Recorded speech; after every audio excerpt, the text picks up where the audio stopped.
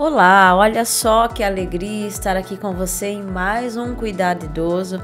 Eu sou Juliana Fernandes e, como sempre, a minha missão é estar do seu lado, trazendo informação de verdade, de forma simples, direta e com aquele jeitinho de conversa boa que cabe na rotina de quem cuida e também de quem é cuidado.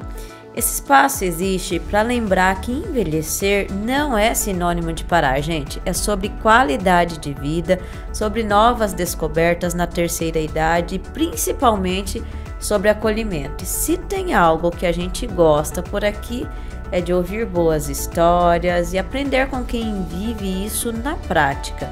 Profissionais, familiares, cuidadores e, claro, nossos queridos idosos. Hoje nós vamos falar de um tema que preocupa, gera dúvidas e mexe com toda a família, que é as quedas.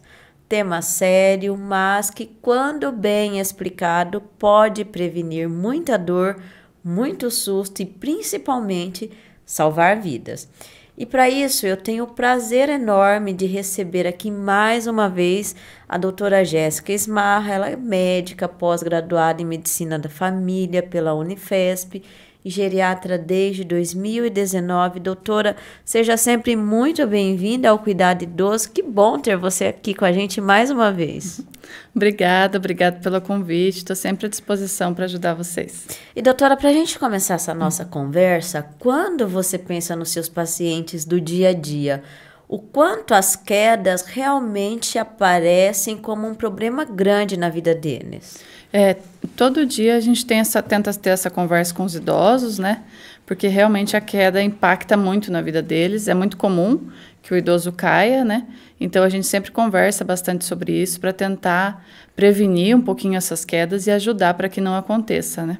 E quando a família fala, foi só um tropeço, na prática, por que esse só um tropeço é muito mais sério quando envolve o idoso?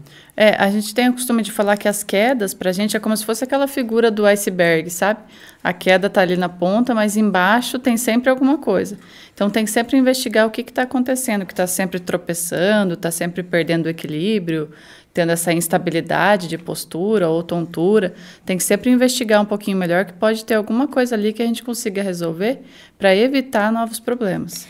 No caso do idoso, existe aquele sinalzinho que a gente precisa ficar alerta, que com o tempo vai dando aquele sinal, ó, isso aqui já é um começo para um problema, assim, existe em relação à queda ou não? Tem um paciente que tem tontura, né, que está sempre com uma tonturinha, uma zonzura na cabeça, que eles falam, né? Ou mal-estar com a sensação de mal-estar na cabeça. E tem a hipotensão postural também, que é aquele paciente que está sentado e levanta muito rápido e fica com uma sensação de que vai cair. Então, é sempre um aviso também que talvez caia mesmo e aconteça alguma coisa mais grave. Então, é sempre bom ficar de olho nessa sensação de levantar rápido e ter tontura, ou de estar caindo muito mesmo, que quem cai uma vez, cai duas, né? E a gente sempre fala, assim, sempre ouve falar que o idoso ele vai perdendo força. Mas na prática, no dia a dia, o que muda no corpo de um idoso que deixa ele mais propenso a essas situações? Depende do idoso. Tem idoso que às vezes por uma doença crônica já, né? Pela própria hipertensão, diabetes ou por ter tido algum AVC, se torna um pouco mais frágil mesmo e fica propenso a cair. E no dia a dia, mesmo é a fraqueza muscular, que é a falta de massa muscular. Eles vão perdendo mesmo massa muscular, todo mundo começa a perder massa, e isso faz com que a gente fique mais fraco, então com menos força, mais rígido, com menos autonomia, e isso faz com que caia mais também. Idosos assim, a gente pode falar que eles são mais propensos aos riscos de quedas? Geralmente tem até um estudo falando que depois dos 80 anos, 50% do idoso cai. Então, depois dos 80, 50% cai. E das fraturas que chegam no hospital, 90% de fratura de quadril é por queda em idoso. Então, é mais frequente do que a gente imagina. Doutora, e a visão? A visão do idoso, se é uma visão meio distorcida, ela interfere na Interfere. questão queda? Interfere bastante. Quando a pessoa tem diabetes, ela já pode ter uma alteraçãozinha em alguma vascularização ali no vaso do olho em si, né? E com isso faz com que a pessoa tenha um problema de visão e acabe afetando. Mas com o próprio envelhecimento, diminui mesmo a acuidade visual. Então, a pessoa fica mais propensa às quedas por conta da visão. E a visão é um caso que as pessoas não têm costume de ir sempre no médico, de estar cuidando, vai só quando tem um problema. Sim, mesmo. E é super importante, porque tem paciente que com 30 anos já precisaria usar óculos, alguma coisa assim. E depois, com o passar do tempo, depois dos 50, a gente sabe que muda mesmo a visão, né? Então, tem algumas alteraçõezinhas ali que dá para corrigir e dá para prevenir um monte de doença. Então, o certo é passar no oftalmologista também todo ano para fazer esse check-up da visão, esse acompanhamento. A pressão do olho também é super importante e muda completamente a vida da pessoa. A visão, a senhora já falou que muda. A audição também interfere na questão queda? Sim, a audição também, porque acaba mexendo com o nosso equilíbrio, né? Então, a audição também interfere um pouquinho. Tem gente que tem bastante zumbido no ouvido, que fala, né? Zumbido, a tontura faz com que a pessoa caia mais também. Então, a audição também é super importante. A senhora falou de equilíbrio e é o que eu já ia te perguntar. O que acontece com o equilíbrio do idoso que faz ele se sentir mais instável, mesmo quando ele não tem nenhuma doença grave? Com o próprio passar do tempo e da idade, a gente começa a ter umas posturas do corpo, né, que acaba levando a ter mais queda também. O idoso normalmente anda um pouquinho mais arcado para frente, a coluna não é mais tão retinha, né? Tem gente que tem bastante problema de coluna. E também o andar, o caminhar, que às vezes é um pouco mais lento, tudo acaba fazendo projetar o corpo para frente com que a pessoa caia mais. E com isso vai dando essas instabilidades posturais e essas tonturas. Então, é uma série de coisinhas ali que tem que investigar. Doutora Jéssica, a gente está falando de quedas, então é para a gente prevenir, a importância de prevenir aquelas coisas de dentro de casa que a gente nem percebe, tipo o tapetinho, um degrauzinho, a luz fraca à noite, o que mais que você vê que derruba idoso sem assim que a gente perceba?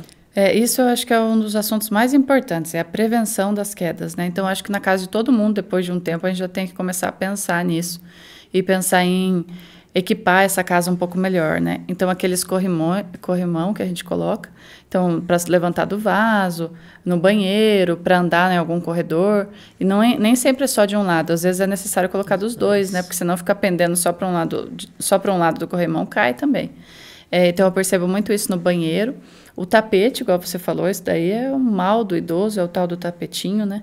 E eles gostam do tapete, por mais que a gente fale, sempre uma briga por conta do tapete, então tem que tentar diminuir, se não tiver jeito, pelo menos diminuir ou deixar fora do caminhar dele todo dia, né? Deixar só lá na entrada da casa, em algum lugar que ele não mexa tanto. Mas o tapete, as luzes também são super importantes. Então, deixar uma luz mais forte, que hoje em dia essas automatização de luz, né? Então, faz também com que a gente abra a porta do quarto e já acenda uma luzinha, ajuda bastante o idoso também. E no dia a dia, quando precisa, de bengala, então fazer uso desses outros equipamentos que estão disponíveis, né? Da bengala, do andador, porque realmente ajuda, dá mais força ali para o idoso, mais para conseguir ajudar e caminhar no dia a dia sem cair. Algumas coisas assim que para a gente parece muito normal, muito simples, mas para um idoso, em casa, a meu esposo, ele tem o costume, vai dormir e deixa o chinelo do lado da cama. Eu já tropecei várias vezes. No caso de um idoso, o risco de queda e pode ir para algo bem mais grave. Sim, geralmente é assim que fratura mesmo, né? Idoso se fratura muito fácil, o quadril e o fêmur. E é geralmente nessas coisinhas mais bobas mesmo do dia a dia. Toda vez que a gente pergunta, eu quebrei a perna, mas como que a senhora quebrou? Estava indo no banheiro, estava indo pegar o remédio. É sempre numa coisinha do dia a dia. Então, por isso que é importante deixar o caminho livre, não ter esses chinelinhos de dedo mesmo, porque realmente a gente tropeça nele, o pé vai, a gente não percebe. Os tapetinhos, e no piso da casa, ter esse piso que é mais antiderrapante mesmo, e o chinelo também, que tem umas sandalinhas antiderrapantes que são melhorzinhas, né? Porque realmente, quando você percebe, vai para o chão. Já foi. Já foi. E as pessoas que estão nos ouvindo agora, se a família tiver que fazer alguma mudança na casa, tiver que começar hoje para mexer em qualquer lugar, para deixar essa casa mais segura, qual seria o primeiro passo, assim, o que a senhora diria o mais urgente? O mais urgente e barato é se livrar dos tapetes. Se livrar dos tapetes, tirar eles do caminho. Esse é o maior vilão mesmo, então. Esse é. Sempre o tapete está no meio da história. E depois o banheiro. O banheiro também está sempre, em algum caso de idoso, tem esse problema no banheiro. Porque o banheiro é mais úmido mesmo, por conta de tomar banho, tudo. Então, fica um pouco mais úmido. Se tiver umidade do ambiente, mais o tapete no chão, e mais o idoso à noite sem enxergar direito, é a somatória perfeita mesmo. Combinação acidente. Para dar errado. Então, o banheiro eu colocaria também corrimão. Eu acho que ajuda bastante, tanto no banho, enquanto o idoso pode ter autonomia, para tomar banho, tudo, então seria importante segurar. Os móveis, se puderem ser mais na altura da pessoa, para ela não precisar ficar levantando muito para pegar alguma coisa, ou se abaixando toda hora. Então, aquela pia que é mais na altura da pessoa, tudo certinho. O corrimão e os tapetes seria o principal. Doutora, e a gente está falando de queda, não tem como falar de queda sem falar da força muscular. Porque a perda de força nas pernas é quase sempre um dos vilões das quedas. E como que a gente consegue explicar isso para as famílias? É porque o idoso perde muita massa muscular. Então, com o passar do tempo, essa massa muscular da perna é que faz mais falta, né? A gente não tem tanta força assim no membro inferior. Então, vai fazendo falta na época que a gente mais precisaria dela, que é nessa época do envelhecimento. Então, para levantar da cadeira, tudo a gente usa força. Não parece, porque é um hábito nosso, tão do dia a dia, mas se a gente for pensar, vai bastante força de quadríceps, de glúteo, para conseguir levantar de uma cadeira, de um vaso sanitário. E depois de um tempo, essa força vai diminuindo mesmo. Depois dos 30 anos já começa a diminuir. E vai diminuindo cada vez mais e vai enfraquecendo. E essa se torna sarcopenia, né, que é o nome clínico para falar isso, científico, mas é essa perda de massa muscular. Então, ela é o vilão sempre das quedas e do envelhecimento no geral. E essa sarcopenia não tem como ser evitada? Tem, se a gente conseguir consumir o tanto de proteína que é necessário para o organismo e fazendo musculação. Mesmo com idade avançada, Sim. Então a gente consegue. Consegue ajudar, consegue até mais preservar o pouco que tem, ou tentar formar mais fibras musculares para fazer essa massa muscular aparecer um pouquinho. Então, é sempre imprescindível a musculação no dia a dia. E daí entra, então, a importância do exercício. E quando a gente fala de exercício com idoso, às vezes é mais complicado, né? É careta. Que aí a gente vai falar e fala assim, mas eu já ando todo dia. O exercício físico e a atividade física mesmo é diferente, né? O esforço físico é diferente de exercício físico. Então, o esforço físico é isso, a gente limpa a casa, faz faxina, tem gente que trabalha na roça, né? Então, trabalho na roça, esse é o esforço físico. Mas a atividade física mesmo, o exercício ali, é um exercício direcionado para aquela musculatura, para aquela pessoa, para aquele grupo muscular. Então, é completamente diferente. E é ali que faz essas microlesões que vão formando a massa muscular da gente. E os exercícios físicos, aqueles de equilíbrio e mobilidade, que são mais dos fisioterapeutas, Sim. Eles realmente funcionam para o idoso? E em quanto tempo o idoso vai conseguir sentir a diferença? Eu sou fã do Pilates também, eu adoro o Pilates e a atividade da fisioterapia ali. São super importantes justamente por isso, porque eu acho que eles dão mais essa sensação e essa noção de equilíbrio para a gente, de força, e trabalha isso mais. Então, realmente, se a gente faz uma aula, né, com eles, a gente já percebe que é diferente mesmo. Você só fazer força na academia e você parar para prestar atenção e ter o equilíbrio, mais essa parte de autonomia ainda para o idoso é super importante. Então, eu sempre indico, sim, fazer fisioterapia ou pilates, alguma dessas modalidades, que geralmente 2 vezes na semana é o que a gente indica, e o resto fazer musculação. É o nosso combo ideal para todo mundo. Doutora, e remédio? Tem algum remédio que o idoso, igual remédio de pressão, remédio de diabetes, que o idoso toma que pode ajudar a provocar queda também? Tem. A parte de medicamento é geralmente uma que a gente deixa separado na consulta só para falar dela, Porque tem bastante medicação que causa a queda, né? Que causa essa instabilidade, na verdade, e faz com que caia depois. Então, tem remédio de pressão que faz isso, que às vezes baixa demais a pressão, ou é próprio mesmo do remédio que faz. E daquelas drogas também que o pessoal toma bastante para induzir o sono, também faz isso, com que dê mais essa sensação de queda. Aquelas drogas Z, os Zolpidem da vida que o pessoal tomava bastante, também fazem isso, com que a pessoa caia mais. E os benzodiazepínicos, né, os Rivotris da vida aí também. E o que é importante que a família esteja atenta quando um idoso começa, então, uma medicação para evitar que aconteça isso? A familiar tem que sempre estar atenta a qualquer medicação que eles tomam, porque eles costumam trocar mesmo a medicação com o vizinho, na farmácia, né? É um troca-troca de receita e de comprimido, então todas essas troquinhas a gente tem que ficar meio atenta, porque a gente não sabe o que vem ali. Às vezes eles nem sabem o que estão tomando. Então, primeiro, se o familiar já souber, já é um grande sinal. Então, tá atento nesse dia a dia o que eles fazem com essas medicações, o que eles realmente estão tomando, o que eles falam que estão tomando, e tá atento o que é, né, para depois poder contar para a gente e a gente ver junto se é isso que está acontecendo e o que é esse remédio, né? Porque às vezes eles nem sabem. Aí Sim. que tá. E quando a gente fala de um idoso que tem Alzheimer ou alguma outra demência, falando de queda, o risco é maior? É maior. Porque a gente sempre fala assim, quem cai uma vez, cai duas, né? Ou quem tem algum problema de saúde, às vezes tem mais de um. Porque na saúde é muito isso, uma coisa vai puxando a outra, né? Então, o idoso que é mais frágil, ele cai mais. E ele tem mais problema de saúde. Então, geralmente, a gente tem que ficar mais de olho.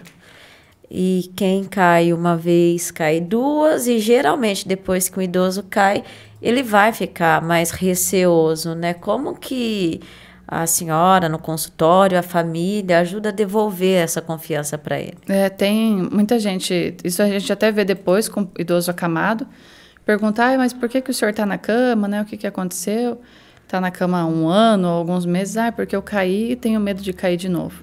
Então, realmente, as pessoas deixam de fazer as coisas pelo medo de cair também, né? E depois que cai uma vez, como a gente sabe que pode cair de novo, dá esse pavor. E esse pavor gera diminuição da autonomia do idoso, gera mais fraqueza muscular ainda. Aquela pessoa que perdia massa muscular agora vai perder mais ainda porque ela está com medo de andar e não está fazendo nada. Vai perdendo autonomia e isso vai gerando, já dá para perceber o ciclo de cadeia viciosa ali que vai esse problema. Então, geralmente, é a força que a gente pede para os familiares e é o trabalho da fisioterapia mesmo, de ajustar isso com o paciente, e aos poucos ir reabilitando ele para conseguir andar de novo, fazer os exercícios de força e autonomia e ter esses suportes de tanto da família e de instrumento no dia a dia para poder ajudar ele a andar de novo. E daí consegue, numa boa, mas precisa da reabilitação. E qual aquele mito que a senhora mais escuta sobre quedas? Aquela frase que todo mundo repete, mas que na verdade acaba atrapalhando todo o processo e que você gostaria que acabasse de vez.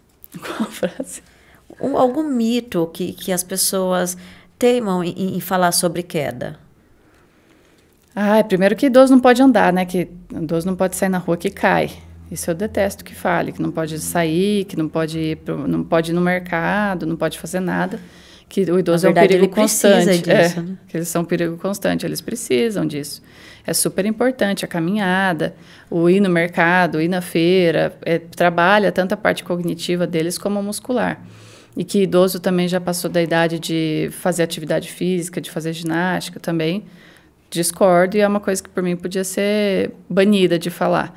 Porque é super importante para eles, é necessário que eles façam atividade física. Tudo que eu já fiz até hoje, daqui para frente não adianta mais nada. Não é também bem assim. Tudo que a gente consegue fazer no dia a dia para melhorar um pouquinho a nossa saúde é nosso dever fazer, né? Então, tem várias coisinhas que dá para a gente ajustar no dia a dia. E eu acho que a saúde é uma construção. Então, todos os dias a gente vai construindo um pouquinho e vai tentando melhorar. Muito bom, doutora. Eu quero aproveitar sua presença aqui para te agradecer por mais esse encontro no nosso Cuidado Idoso e já deixar esse espaço aberto para que você deixe uma mensagem de incentivo para os nossos ouvintes e reforçar a importância da prevenção e, claro, passar seus contatos também para quem quiser entrar em contato com você. Então tá bom. Obrigada a você pelo convite. Eu adorei aqui o espaço para a gente conversar um pouquinho. Queria deixar claro também para os idosos em casa que eles podem fazer o que eles quiserem, podem fazer as atividades físicas deles, devem fazer, sair, passear, são livres para isso, para viver a vida que tem aí pela frente, que geralmente tem muito mais vida do que a gente imagina. Aproveitar a família também, todos esses idosos que estão por perto da gente, porque a gente não sabe o dia de amanhã, né? E se precisar de alguma coisa, me encontra no Instagram, então é @JessicaEsmarra. E atendo em duas clínicas, atendo na Clínica Ímpeto e no Instituto Melo Almada. Doutora Jéssica Esmarra, mais uma vez, muito obrigada por esse bate-papo tão claro, tão direto e tão importante. E assim a gente finaliza mais um Cuidado Idoso. Muito obrigada pela sua companhia, por caminhar com a gente nesse espaço que é feito com tanto carinho para quem cuida e para quem merece ser cuidado com dignidade e informação de qualidade. E se esse conteúdo te ajudou de alguma forma, continua com a gente, curta, se inscreva no nosso canal, ative o sininho para receber tudo em primeira mão, comenta aqui embaixo, diz o que achou, traz as suas dúvidas e compartilha com seus familiares, amigos e com quem precisa ouvir também esse conteúdo. A gente se encontra no próximo episódio, sempre trazendo histórias, orientações e aquele bate-papo leve que faz a diferença no seu dia a dia.